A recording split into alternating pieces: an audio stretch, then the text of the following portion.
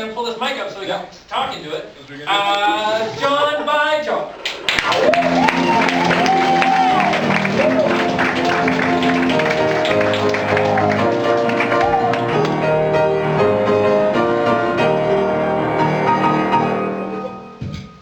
All right.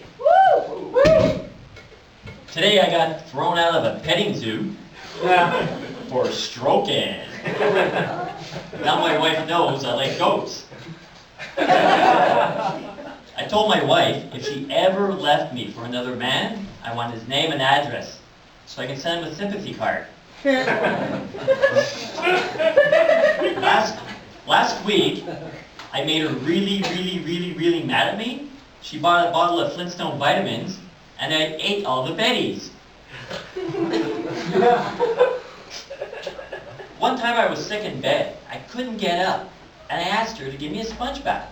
She told me to lie on the floor while she was mopping.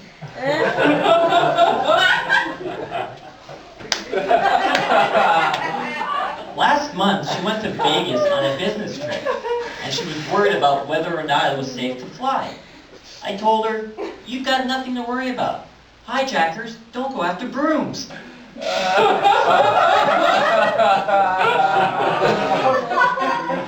While she was there, she saw a 700-pound Elvis impersonator. She said the women were throwing themselves at him and bouncing off. When she got back, she wanted to go see a 3D movie. And when we got there, everybody in line had an umbrella. It turned out to be a porno.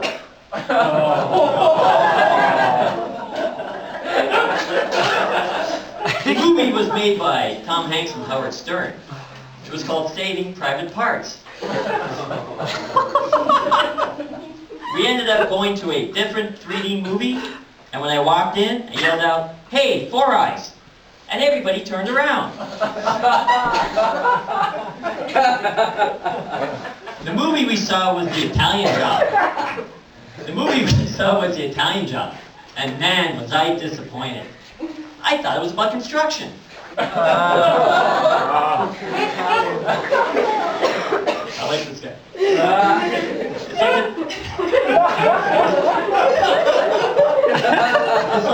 It's like the time I went to see the movie Twister.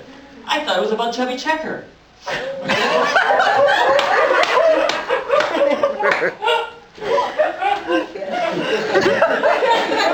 After the movie, we're walking along, and I ran into a friend of mine from work. And I told him how I sneezed while I was shaving, and nearly circumcised myself.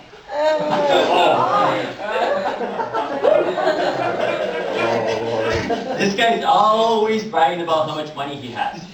He told me he once hurt his back picking up his wallet.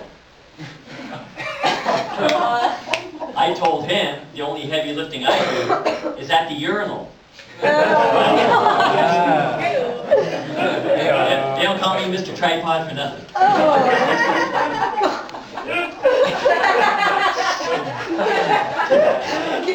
After we're walking along, and I see a car with a rainbow bumper sticker on the bumper. So I'm thinking, that guy better watch out. He doesn't get rear-ended.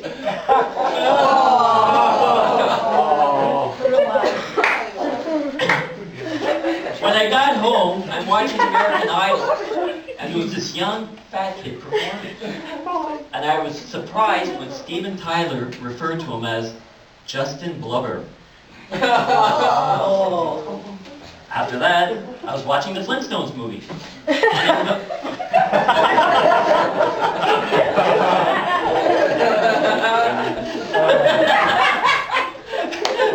And I noticed that Bam Bam's front teeth were all broken. He must have chipped from eating pebbles.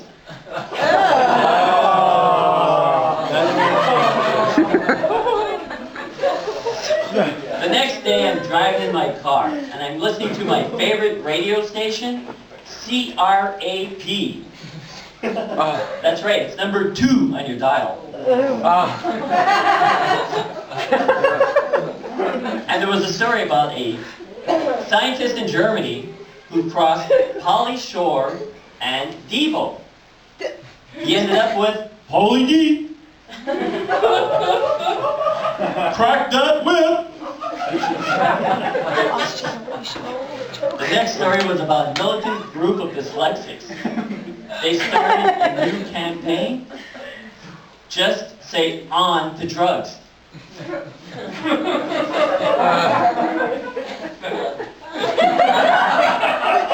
I have a friend who's a dyslexic. He almost bled to death dialing 119. His favorite rock band is ZZ Top. He now lives in Florida, and the last time I went to see him, he took me to Disney World. So we're standing in line at the Star Wars ride. I looked down and I saw a dead mouse. So I said out loud, if that's Mickey, everybody's got to go home.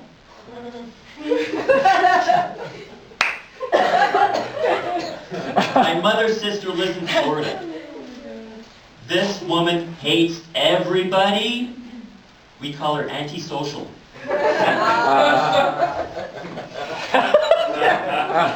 And she has more money than she knows what to do with. She has braces on her false teeth. On the way back from Florida, I stopped over in Montreal, which is where I was born and raised. And to give you an idea of how the French and English kids got along, the only French I knew growing up as a kid was lance pas des roches, which means don't throw rocks. But when I was 17, I learned tous les filles en danse à votre table se demandent. That means all girls will dance at your table upon request.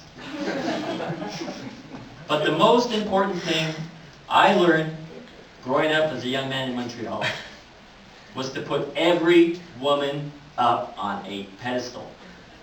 It makes it easier to look up their skirts. Alright, thank you.